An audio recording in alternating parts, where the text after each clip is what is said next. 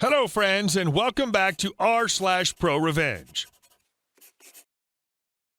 Let's start our video with a story with an original ending. But before we begin, don't forget to subscribe to our channel if you're new here and turn on notifications so you don't miss a new video every single day. Here we go. One of the few times I've been left speechless. I was working in the shoe department of a shop that sells clothes, home stuff, toys, etc. today. I'm stressing out because the department is chaotic busy and in a mess. I'm running around like a headless chicken trying to sort out mismatched shoes and attempting to restore some sort of order to the place when I'm approached by a customer. This guy is Crypt Keeper style elderly, dressed in a gray suit and using crutches. He's got a blue suede loafer in his hand. We'll call him Jay. Jay, hey, I'm wondering if it'd be possible for me to buy just one shoe and get a discount. Me, internally bewildered, I'm sorry, but they have to be sold as a pair. Jay looks down, then back at me. Well, that's no good to me. Thanks anyway. As he turns to walk away, I notice he only has one leg. And our next story. Either be fired or accept a massive pay cut. I worked for a company for 14 years. I loved working there for 12 of those years. There were two main parts to the job. The first part was the sales side of things. We weren't the cheapest, but we were the superior product, and I was the best employee when it came to delivering the product. I got a huge amount of repeat business, and I got a lot of new business through word of mouth with customers recommending the company based on their experience with me. The second part was the office side. This was my weaker side. I hated cold calling potential customers with numbers I found in the phone book. So in the office, I wasn't asked to make any calls. Instead, I prepared product, designed new product, trained new staff members, ended up being one of the biggest parts of my job. I was also the problem solver, helping out whenever and wherever, filling in for sick employees whenever I could. The company had been doing so well that the owner had slowly expanded over the 12 years since I started working for the company. I joined about 3 months after he started, so I'd been a part of this expansion. I worked out my nearest office, but often traveled to other areas to train their staff. I was loaned out, as it were, to other companies to help train their staff. At one point, I was a guest lecturer at a university teaching medical students how to deliver complicated explanations to people who don't have the base knowledge that you yourself do. After 12 years, I was on a decent salary. Not massive, but I was happy. Then the owner decided to sell off part of the company. He was selling the area where my local office was. Before the new owner bought the company, she worked alongside the staff for a couple of weeks to see how we operated. This was before any of us knew she was about to buy the company.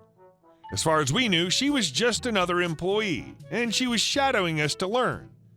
She came with me on assignments in the field and saw my abilities. When the sale was announced and we were informed that she was the new owner, everyone was very surprised. She made some sweeping staff changes. The manager left to start her own business, since the new owner was also going to be the manager.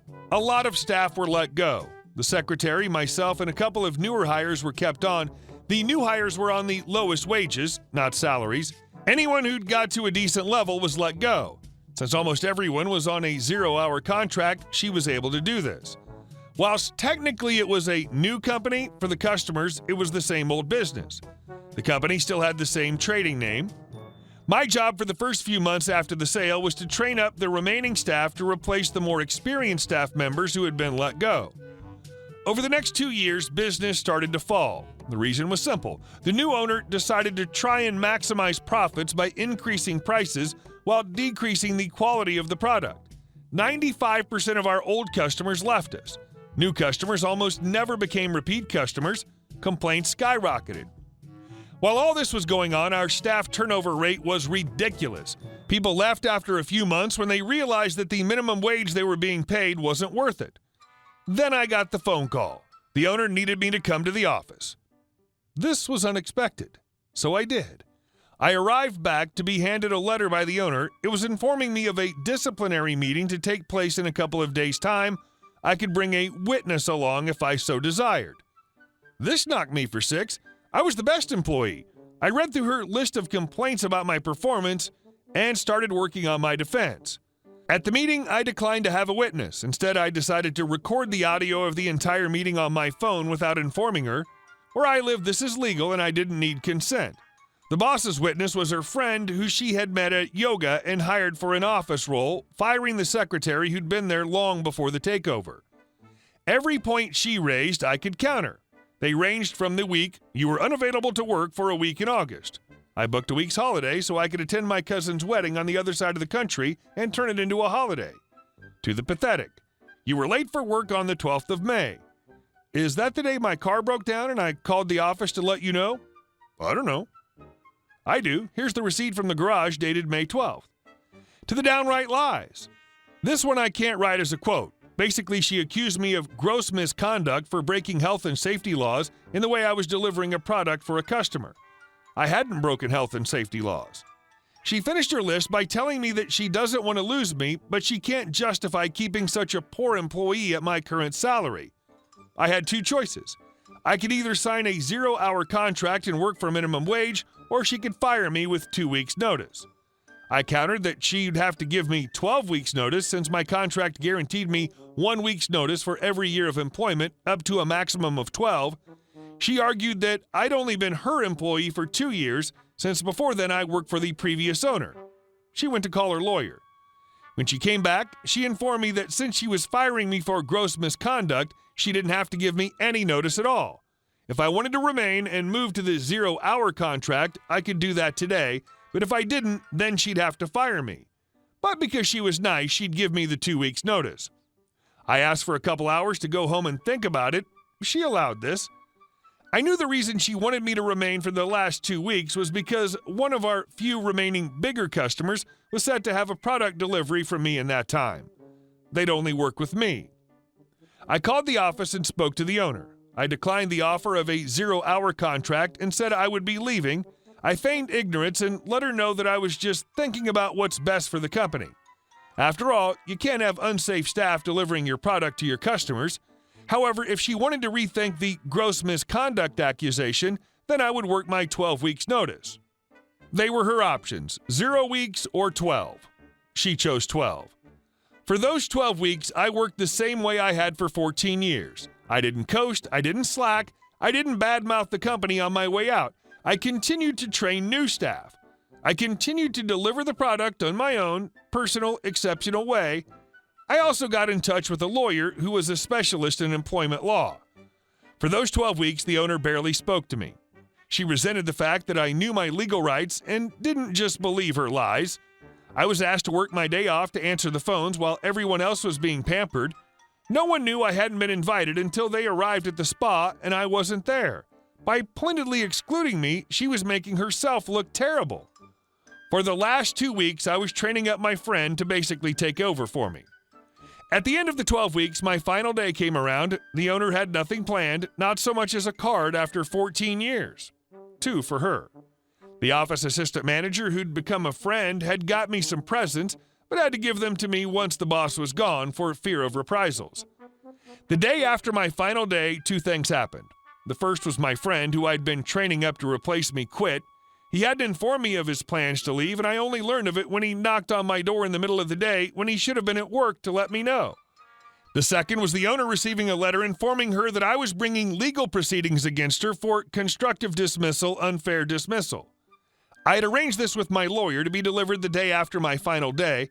According to the office assistant, she went pale and started crying before leaving the office to call her lawyer.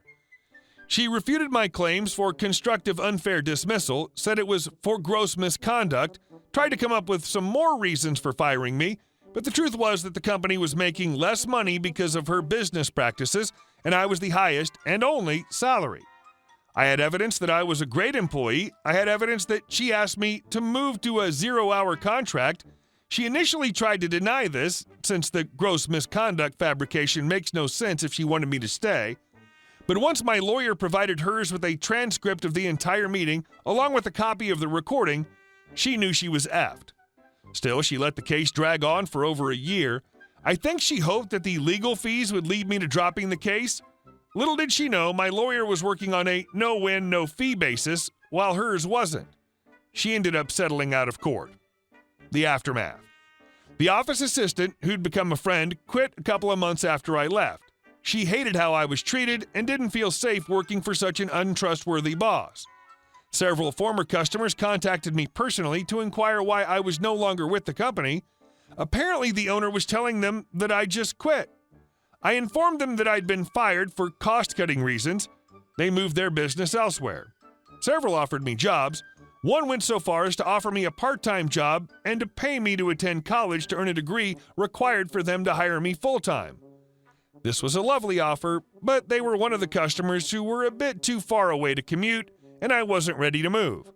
In the end, I found a new job in a different industry where a lot of my skills transferred over. Currently earning more than I was, working less hours, and for better owners. The business is floundering. COVID left the new owners desperate for cash. She canceled orders but refused to refund customers' money, citing an act of God clause in the contracts. The business's Facebook and Google reviews have tanked. Most staff left. The business is barely afloat. That felt like a slow burn revenge, and I love it. Hey guys, thank you all for watching the video. I'll see you in the next one.